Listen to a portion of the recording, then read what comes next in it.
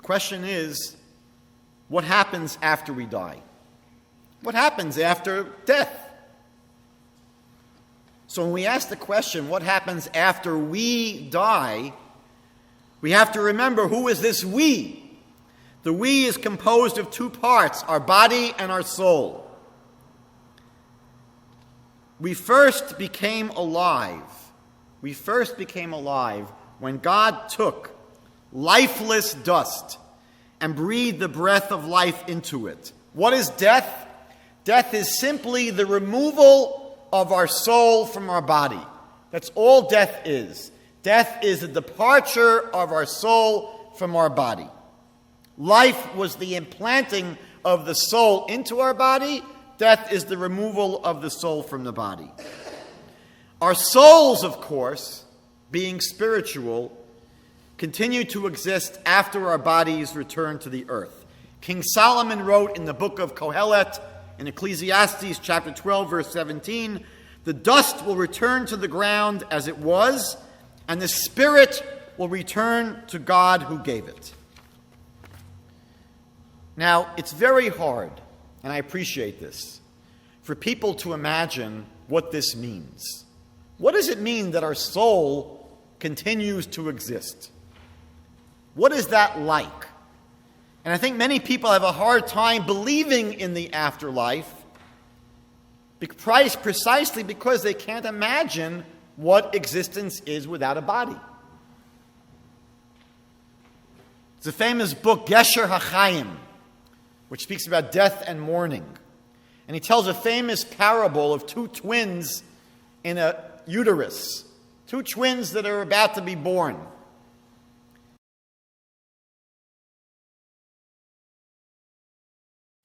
And they have this ongoing argument because in the uterus, these two twins are living it up. Everything is provided for them. It's nice. It's comfortable. There's air conditioning. It's the proper temperature. They got enough food.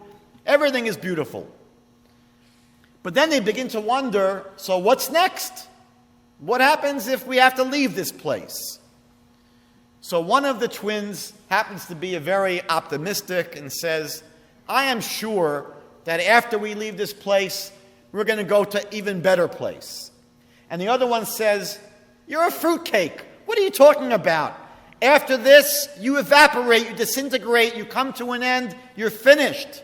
There is nothing after this.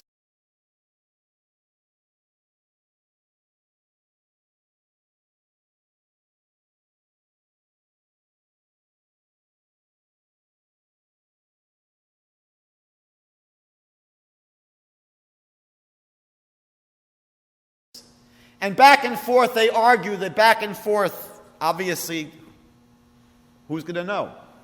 Until that day, 9 months after they're conceived. The optimist is the first one to emerge.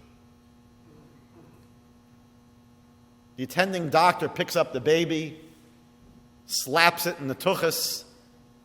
He begins to take his first breath, begins to scream and cry.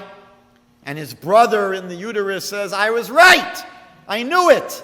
If you leave this place, you're going to perish a horrible death. It is bad news ever to leave this place. And he doesn't know that in that room, there's a big celebration going on. Mazel tov. People are making l'chaims because this little baby is now emerged into the next stage of life. I think there are some very compelling reasons for us to understand that the possibility of continued existence after death is very, very reasonable. The Lubavitcher Rebbe used to always say that the first law of thermodynamics in physics teaches that energy is never destroyed or lost. Energy merely assumes another kind of form. And he said, if this is true regarding physical energy, then how much more so when it comes to spiritual energy, spiritual reality of the soul whose existence is not limited to time or space. It too will pass from one form of existence into another. Also, does it make any sense for God to create human beings and allow his creatures to spend their lives in an effort to achieve perfection, only to have everything come to a terrible end just 70, 80, 100 years later.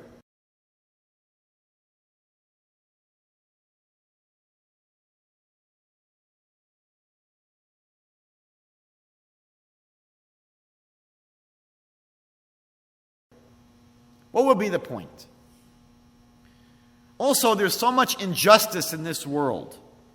God's fairness would seem to require and demand a realm where accounts could be settled, where the righteous who suffer during their time on this earth can truly be rewarded, and the wicked who seem to skate by and enjoy a wonderful, pleasurable life in this world can get their payback.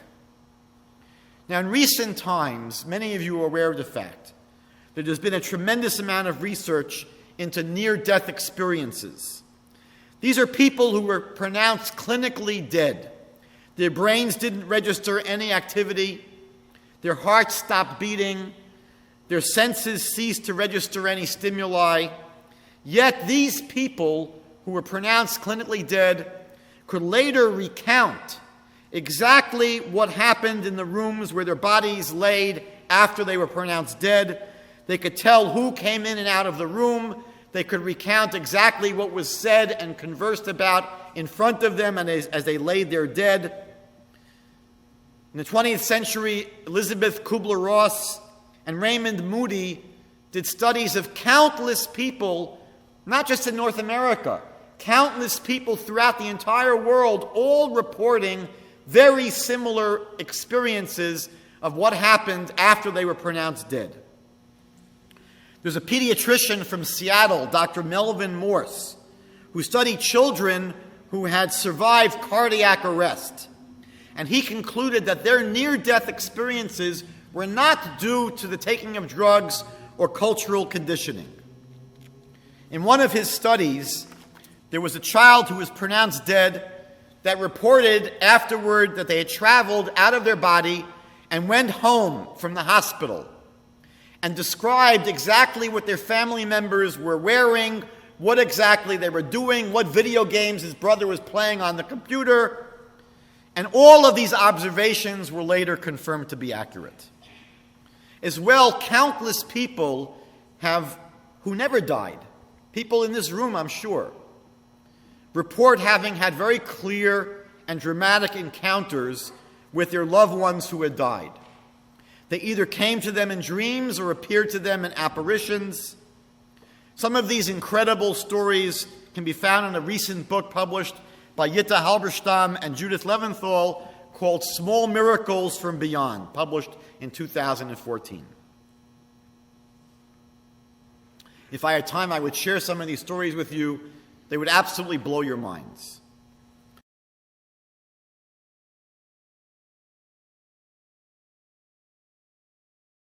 That's an ad to buy the book.